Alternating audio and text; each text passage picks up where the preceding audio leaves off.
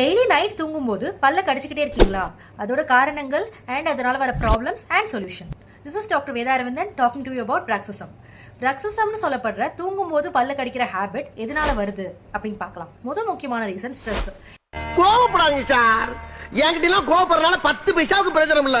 இது உங்க பர்சனல் ஸ்ட்ரெஸ்ஸா இருக்கலாம், இல்ல அகாடமிக்ல இருக்கலாம், இல்ல உங்க ஆஃபீஸ் ஸ்ட்ரெஸ்ஸா இருக்கலாம். ஸ்ட்ரெஸ் இருந்தா நீங்க நைட் தூங்கும்போது பல்லு கடிச்சிக்கிட்டே இருப்பீங்க. ரெண்டாவது விஷயம், உங்க வாயில நீங்க புதுசா போட்டிருக்க டென்டல் ரெஸ்டரேஷன். அதாவது நீங்க புதுசா ஒரு பல்ல அடிச்சிருந்தீங்க அப்படின்னா அந்த மேல் பல்லு கீழ் பல்லு கான்டாக்ட் ஆகும்போது அந்த பல்ல அமைப்பு உங்களுக்கு மாறி இருக்கும்.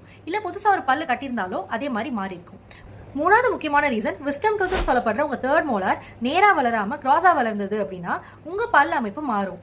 இல்ல நேச்சுரலாவே உங்களுக்கு மேலக்ளூஷன் இருக்கு, அதாவது உங்க டென்டல் அலைன்மெண்ட் மாறி இருக்கு அப்படின்னாலும் bruxism வரும். இதனால என்ன ப்ராப்ளம் வரும் அப்படின்னு பார்த்தா, பல் தேய்மானம் உண்டு பண்ணி பல் கூச்சத்தை அதிகப்படுத்தும். டிஎம்ஜேன்னு சொல்லப்படுற டெம்போரோ மேண்டிபுலர் ஜாயிண்ட்ல ப்ராப்ளம் வந்து உங்களுக்கு காது இல்ல வாய் தாடை பகுதி இல்ல தலைவலி வரும். எஸ்பெஷலி மார்னிங் ஹெட்ஏக்ஸ் இருக்கும். இதுக்கு ட்ரீட்மெண்ட் என்ன அப்படின்னு பார்த்தா, உங்க ஸ்ட்ரெஸ்ஸை குறைங்க. இதர் ஆங்கர் ஆர் ஃப்ரஸ்ட்ரேஷன் எதனால வந்திருக்கு அப்படின்னு பார்த்துட்டு அதை சார்ட் அவுட் பண்ணுங்க. என்கிட்ட கொஞ்சம் கூலிங்கா நடந்துக்கங்க. மெடிடேஷன் ஆர் யோகா பண்ணலாம்.